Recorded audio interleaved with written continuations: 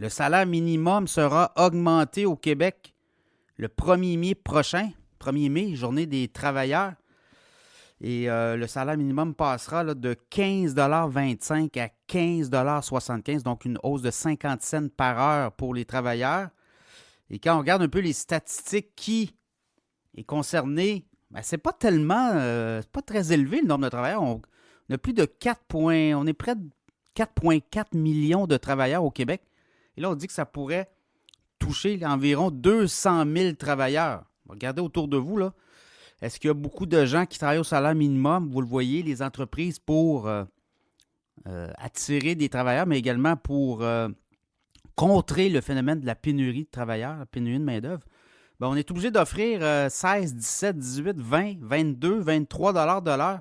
Donc, il y a beaucoup moins de travailleurs maintenant au salaire minimum qu'il y en avait par le passé. Souvent des jeunes étudiants, c'est souvent le cas, là, des jeunes, on peut maintenant travailler à partir de 14 ans. Au Québec, 15 ans, 16 ans.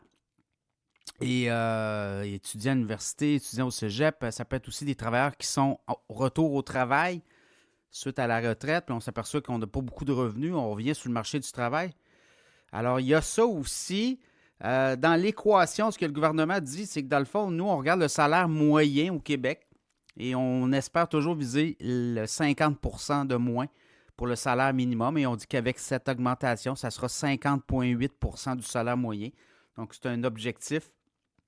Hausse quand même de 3,2 % alors qu'on s'attend que l'inflation 2024-2025 soit de 2,3 %. Et quand on regarde dans le reste du pays, cette tendance-là, ben, je regarde la Colombie-Britannique, on est rendu à 16,75 $. On est rendu à l'Ontario, c'est quoi? C'est 16,55 $. Dans d'autres provinces, Yukon, 16,77 $. On peut comprendre que dans les territoires du Nord-Ouest, le Yukon, le coût de la vie est beaucoup plus élevé, le coût des marchandises, transport de marchandises notamment. Donc, ça s'ajoute à toute cette inflation. Le gouvernement Legault, quand on regarde au Canada, hein, l'inflation le mois dernier, 4 % alors qu'on était à 3,4 % partout au Canada. Mais au Québec, l'inflation est beaucoup plus élevée. On a tendance à refiler beaucoup de coûts aux entreprises, aux PME.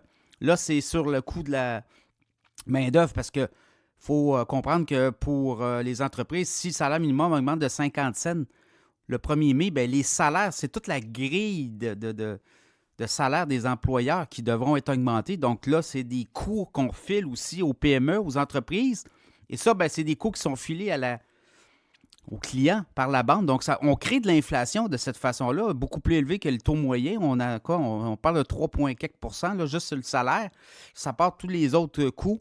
Les intrants, on a vu aussi que le gouvernement Legault, par Hydro-Québec, ben, c'est 5,1 % d'augmentation pour les PME, le tarif d'électricité. Donc, ça fait en sorte que c'est des... Voyez-vous, là, par la bande, on vient refiler des coûts comme ça aux PME qui, elles, doivent filer ça à leurs clients pour arriver à faire leurs frais. Donc, encore un autre coût qui se donne pour les PME. Oui, les travailleurs ont quand même 200 000 travailleurs au salaire minimum. Est-ce que des crédits d'impôt pourraient être mieux ciblés, pour être mieux pour les travailleurs? C'est les questions qu'on se pose et de nombreux économistes croient que oui, c'est des crédits d'impôt ciblés. Encore là, si on travaille au salaire minimum, est-ce qu'on paye beaucoup d'impôts? Mais quand même, on pourrait aider davantage les travailleurs par des crédits d'impôt. On en a déjà beaucoup, là, plusieurs, pour les revenus plus faibles. Donc, ce sont des coûts qui s'ajoutent aux entreprises. Donc, sachez-le, le salaire minimum va monter de 50 cents de l'heure, passera de 15,25 $ à 15,75 $ le 1er mai prochain au Québec.